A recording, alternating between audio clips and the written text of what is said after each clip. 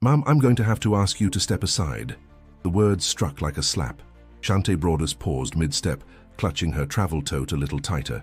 She stood in the pre-check security lane of LAX, dressed in understated elegance, cream slacks, oversized sunglasses, and a navy blue cashmere wrap.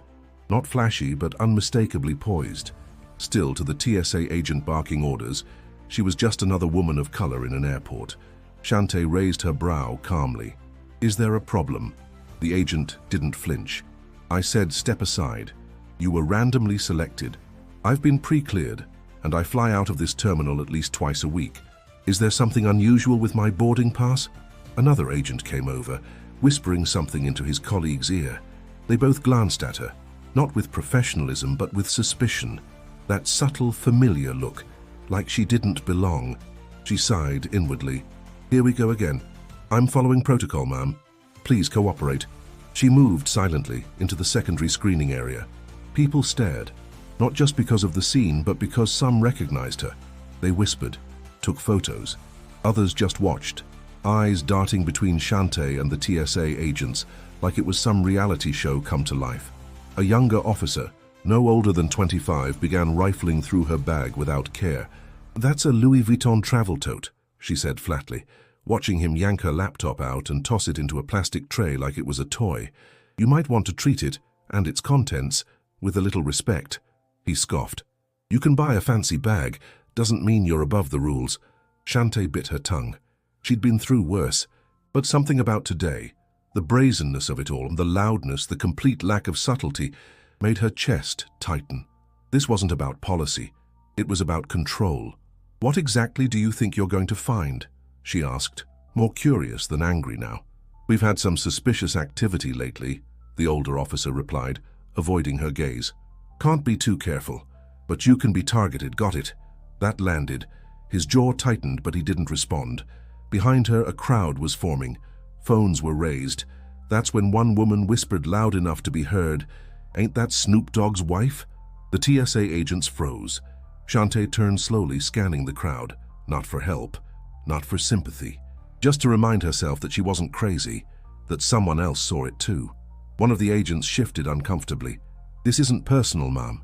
You're making it personal." The atmosphere thickened with tension. The young officer looked unsure now. The older one tried to reassert control. "You need to remain calm or we'll be forced to—" "Force what?" came a voice from behind the partition. Low, controlled, distinct. Every head turned. Even the officers paled. Snoop Dogg stepped forward, his frame unmistakable. Tall, lean, dressed in all black with tinted glasses, flanked by two assistants. He didn't raise his voice, didn't even look angry. He looked disappointed. "Somebody want to explain why y'all messing with my wife?" The crowd collectively inhaled. The atmosphere shifted instantly, like the moment a thunderstorm hits dry ground. Eyes widened, phones came up faster. Even the terminal staff began whispering.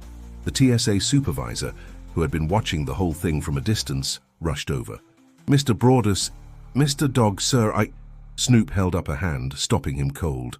Then he turned to his wife. "You good, baby?" Shante nodded slowly, her poise returning. "I am now." To continue their journey and discover the moment that changed everything, subscribe and leave a comment below. You don't want to miss what happens next. The moment Snoop stepped into view, everything changed. The TSA supervisor, a man in his 50s with a thinning mustache and sweat already collecting at his collar, began stumbling over his words. "Sir, there must have been a misunderstanding. If I'd known—" Snoop cut him off with a look, calm but unwavering. "This got nothing to do with who I am," he said, glancing between the agents. "This got everything to do with how y'all treat people when you think nobody's watching." His voice wasn't raised, but it carried. The crowd was silent now, watching every second unfold like a live news feed. The younger agent took a step back, clearly shaken. The older one folded his arms like he was trying to regain control of the moment, but his voice was quieter now. "We were just doing our job." Shante let out a breath and stepped forward. "Then do it better." Her words landed harder than anything else. The TSA supervisor reached for a radio clipped to his belt, muttered something under his breath, and within seconds, a different uniformed woman arrived, polished, higher rank, likely PR trained.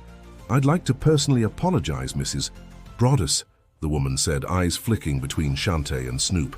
"This shouldn't have happened. We'll be addressing it internally." Shante didn't respond immediately. Her silence said enough. Snoop's expression remained unreadable, but behind those tinted glasses he was scanning everything. The agents, the cameras, the nervous energy. Then, softly, he said, "Y'all need to think real hard about how quick you are to make people feel small." The PR officer nodded. "You're absolutely right, sir." Shante picked up her tote and laptop, slowly and with care. She didn't say thank you. She didn't need to. This wasn't a favor.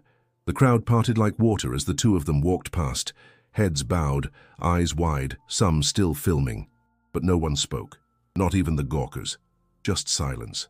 As they passed the last security scanner, a young black woman in a Delta uniform whispered, "Thank you." Her voice cracked. Shante paused, met her eyes, and smiled gently. "Keep your head up." They reached the private lounge checkpoint. One of the airport staff scanned their passes and ushered them through with a stammered, "Right this way, Mr. and Mrs. Broadus." Once inside, the quiet of the lounge wrapped around them like a balm. Snoop sat down without speaking. Shante finally let herself exhale. "Same story, different day," she murmured. Snoop looked at her, long and quiet. "You all right?" "I will be." She took off her sunglasses and rubbed her eyes. "It's just exhausting." He nodded, leaned forward, elbows on his knees. "I hate that you still have to deal with this. After everything." Shante gave him a tired smile. "Fame doesn't erase skin." Snoop didn't reply right away. Instead, he pulled out his phone and typed something. Not a tweet, but a message. A private one, to a name she didn't see. His face told her everything. "Let me handle it," he said. She touched his hand. Handle it how? Not loud, but real. She trusted him, not because he was famous, but because he'd seen her before the world did, before the Grammys, the stages, the smoke clouds and interviews. He knew how hard she worked just to be heard, not just seen. He reached into his backpack and pulled out a pair of headphones, placing one gently in her ear. "I made something new," he said. "Wrote it after that night in Atlanta." She leaned back, closed her eyes, and let the beat hit. The beat was mellow, layered with soft piano chords and a low, steady bass line. Then Snoop's voice floated in, not the public persona, not the showman. This was Calvin, real, reflective. "She walking through fire in heels, smile never shakes. They see the queen but never see what's at stake." Shante sat still, listening. The words weren't meant for the charts. They were meant for her. She opened her eyes slowly. "You wrote this after Atlanta?" Snoop nodded. "That hotel manager who followed you to the elevator?" "Yeah," she remembered. A business conference. She was in a tailored pantsuit, holding a room key card, walking through the lobby alone. The manager trailed behind her for 3 floors, asking if she was lost. She hadn't said anything then, but it lingered. "You never told me you were writing about that." He shrugged. "Some things ain't for press, they for peace." She looked at him, really looked. Beneath the chain and the fame was the man who used to walk her home from school, who gave her the last slice of pizza when they were broke, who cried in her arms after Nate died. This wasn't about today. It was about all the todays. They sat like that for a while, no words needed. The lounge was quiet except for the hum of air vents and distant clinking of glassware. Then, just as Shante was starting to let the weight of it all slide off her shoulders, a staff member entered the room. "Mr. Broadus? I'm so sorry to interrupt." Snoop glanced up. "Everything good?" The young woman looked visibly nervous. "There's someone from the TSA who asked if they could speak with you privately. The supervisor. He said it won't take more than a moment." Snoop gave Shante a questioning look. She nodded. "Up to you." He stood, slow and deliberate. "Where?" "They're waiting in the hallway, sir. Said they didn't want to intrude." Snoop followed her out. The hallway was empty except for the supervisor from earlier. His hat was off, hairline receding, sweat now forming a clear line down his temple. "Mr. Broadus," he began. "I just wanted to say, and that wasn't how we handle things, not normally." Snoop crossed his arms. "You handle things how you think you can get away with, and that's the problem." The man winced but didn't interrupt. "I'm not here for a public apology. My wife doesn't need headlines. She needs respect." "I agree. Then why'd you let your team treat her like she was smuggling something out of Saks?" The supervisor hesitated. "We've had pressure to increase screenings lately. We're told to pay attention to anomalies." Snoop's eyes narrowed. "What's anomaly look like to you?" The man swallowed. It was wrong. I'll be reviewing their actions personally. It won't happen again. Snoop didn't smile, didn't offer forgiveness, just nodded once. See that it doesn't. He turned and walked back inside, leaving the man standing alone under fluorescent lights that suddenly felt too bright. Back in the lounge, Shantae was scrolling through her phone. Already viral, she said without looking up. How bad? Mixed bag. Some people saying I pulled a "do you know who I am" stunt. Others are defending me. TMZ just posted a clip. Snoop dropped into the seat beside her. You didn't pull nothing. You just existed. That's what's got 'em loud. She smiled at that, but it faded as she scrolled. Some of these comments, she whispered, people really think I deserved it. Snoop reached over and gently turned her phone face down. They can't dim what they can't reach, he said. By the time they boarded the plane, Shantae had already decided. No press statements, no Instagram posts, no red table interviews. She was tired of translating her pain for other people's education. The private jet hummed quietly as it taxied down the runway. Snoop leaned back, headphones on again, bobbing to something new. But Shantae stared out the window, watching the airport lights blur into streaks. Snoop, she said after a while. He lifted one ear cup. Yeah? Do you ever get tired of being watched? He didn't answer right away, just scratched his chin and looked out the opposite window. Depends who's watching, he said. Fans, nah, they love me. Media, that's part of the job. But when it's security, or staff, or some dude at a hotel lobby, yeah, I get tired of proving I belong somewhere I paid to be. She nodded. That's what it is, that proving part. It drains you. They sat in silence again, the hum of the engine filling the space. You know what hurts more than what they did, she said quietly. What? The way people online are talking about it. The assumptions, like I must have said something rude, or I was acting entitled. They can't imagine me just minding my business. He reached over and touched her hand. They don't know you. But I do, she closed her eyes. I didn't ask to be in the spotlight. You didn't, but you held it with grace. She smiled faintly. Not today. He leaned in. Especially today. They landed in Vegas just after sunset. The sky was a soft, bruised purple. The desert air dry and still.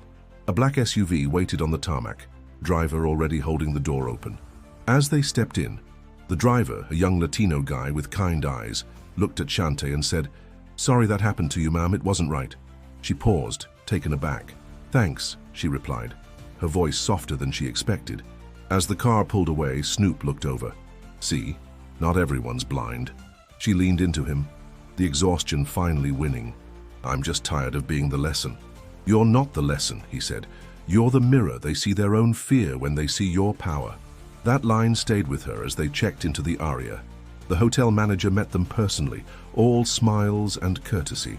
Anything you need, Mrs. Broadus, just let us know. The contrast from earlier stung. That night, she didn't sleep much. She scrolled through comments again, against her better judgment. Then she saw something that made her stop. It was a video, not from TMZ or a blog, but from a young woman's TikTok. The caption read, I watched Shantae Broadus get humiliated at LAX today, and I want to talk about how normalized it is to see black women disrespected in public spaces. It was raw, honest. The woman didn't just film, she spoke. About bias, about invisibility, about dignity. Shantae watched the entire clip twice. Then she messaged the woman privately, Thank you. You saw me. Seconds later, the reply came, We all saw you, and we're with you. Shantae closed her phone and lay back on the pillow, staring at the ceiling. Not angry, not vindicated, just understood. And for once, that felt like enough. The next morning, Shantae stood in front of the hotel mirror, tying her silk scarf slowly, deliberately. The suite was quiet, sun spilling over the marble floors. She looked at herself, no makeup yet, eyes still carrying the weight of the last 48 hours, and took a long breath.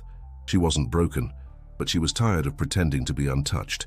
A soft knock on the suite door pulled her from the mirror. It was Snoop, holding 2 coffees and a small bag of beignets from the downstairs cafe.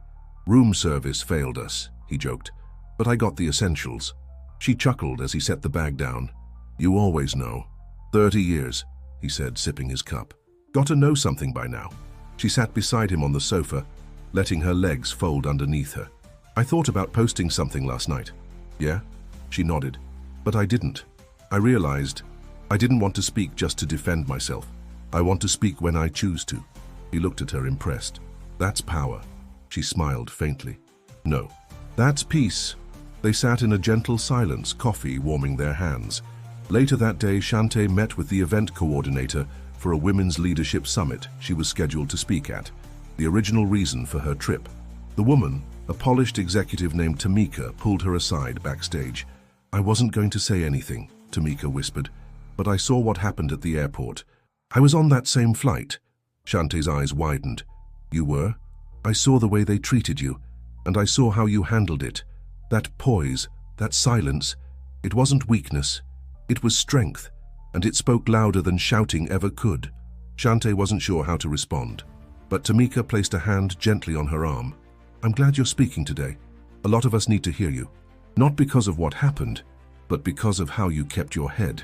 The room was full when Shante took the stage that afternoon. Businesswomen, creatives, entrepreneurs. She hadn't planned to mention LAX, but as she stood at the podium, heart steady, she let it rise. I want to talk about grace, she began.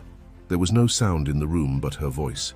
Not the kind people offer when they're comfortable, but the kind we give ourselves when the world denies us decency. Sometimes we walk into a space where our presence is questioned before we've even spoken, and we carry that, quietly, every day. The room was still. Some eyes welled with tears. But I've learned, grace isn't silence, it's restraint. It's knowing you could burn the room down, but choosing instead to walk out with your head higher than they expected. Applause broke before she could finish. Not explosive, just deeply felt. The kind that means someone heard their own story in yours. That night, back in their suite, Snoop pulled her into a slow dance without music. Proud of you, he murmured into her hair. For what? She whispered. For being the woman they couldn't shake. She held him tighter, her voice soft. Let them talk, she said. We already wrote the ending. He smiled. They clicked on us for drama, but they stayed for the truth, she finished. Outside, Vegas buzzed with neon and noise, but inside it was quiet. The kind of quiet you earn. If this story moved you, subscribe for more real-life stories that hit deeper than headlines, and tap the next video on screen. It was chosen just for you, and you're going to love it.